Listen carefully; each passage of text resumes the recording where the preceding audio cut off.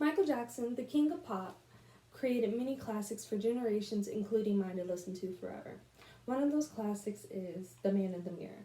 In that song, he says, "If you want to make the world a better place, take a look at yourself and make that change." Well, every day in my life, my goal is to simply put a smile on a stranger's face or to just help my community. But outside of my box and outside of my community, what can I do to make the world a better place? History tells me one thing, which is to vote. A vote is a choice between two or more candidates or a coercive action, usually through a ballot. Voting is not a right that was given to most of us in the beginning, meaning women and minorities. This powerful right came from hard work, faith, and perseverance. Our Constitution, history, and the future of all important factors that have been or will be impacted by our most important tool as an American citizen. So why should we the people vote? Well, it's the first words of our Constitution, "We the people." Written in 1787 and ratified in 1788, the preamble of the Constitution begins with these words. We the people now in our time mean we the women, men, of all ethnicities, of all backgrounds of the United States. The preamble continues with, in order to form a more perfect union. Therefore, it is not just up to one group of people's voice to be heard, but for everyone's voice. Now, I understand there is a formal body known as the Electoral College, who is defined as the formal body which elects the presidential and vice president of the United States.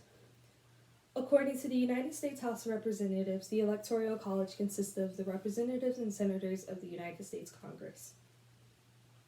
The House of Representatives says, when voters go to the polls in a presidential election, they are voting for the account of electors vowing to cast their ballots for that ticket in the Electoral College.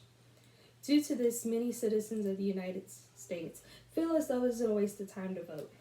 However, the Washington Post wrote an article called, "Is Voting a Waste of Time?" Not if you do the math. Written by Anna Swanson, she says, if your vote is decisive, it will make a difference for over 300 million people. If you think your preferred candidate could bring in the equivalent of $100 improvement in the quality of life to the average American, not an implausible number, given the size of the federal budget and the impact of decisions in foreign policy, health, the courts, and other areas, you are now buying a $30 billion lottery ticket. With this payoff, a 1 in 10 million chance of being decisive isn't bad odds. In the 2016 election, Hillary Clinton won the popular vote, and Donald Trump won the Electoral College vote. According to CNN Political, with 306, and Hillary Clinton 237 votes. In order to win the candidacy, you must get 270 votes in the Electoral College. However, the popular vote still made a difference state-wise and age-wise. According to Penn State University libraries, in the 2016 presidential election, 138 million Americans voted. However, if we look closer at home, Political.com statistics shows that 8,900,000 Texans voted, 52.6% voting Republican, 43.4% Democratic, 3.2% Liberal, and 0.8% being other parties.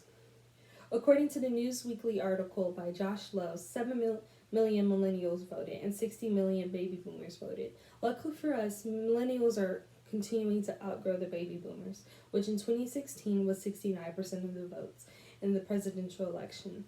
Once again, according to Josh Lowe.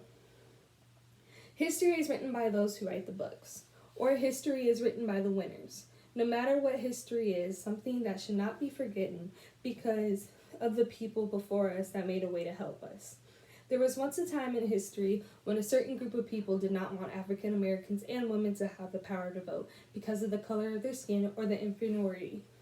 However, many fought back and disagreed with the idea, just as I did. The women's suffrage movement began in 1848 and the Women's Rights Convention held in Seneca Falls. According to the National Women's History Museum, Susan B. Anthony and Elizabeth Cady Stanton led the women's suffrage movement to change America. And in 1920, the 19th Amendment was added to the Constitution. More than 16 million citizens voted in the election, making Warren G. Harding the 1920 president, according to 270towin.com. Long after the civil rights long after the Civil Rights Act of 1957 was passed by President Dwight D. Eisenhower. That gave the right for African Americans following the Civil Rights Movement, which was led by many activists such as Martin Luther King, Malcolm X, and many more to vote, according to the Civil Rights Digital Library. The significance of these major parts of history led to many turn of events, including one that I was so grateful and proud to live through. Watching the first African American male be voted in as a president of the United States, Barack Obama showed us all that voting is the most important tool that us as citizens have.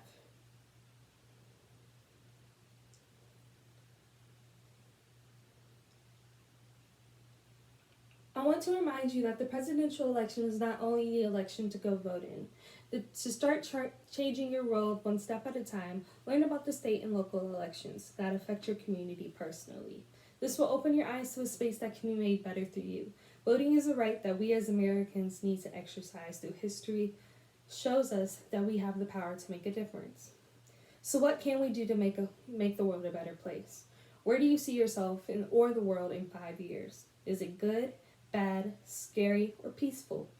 If any of these answers are negative or not what you want them to be, change them. We have the power for change. Also keep in mind how important it is to vote. And always remember to look at the man or woman in the mirror. Thank you.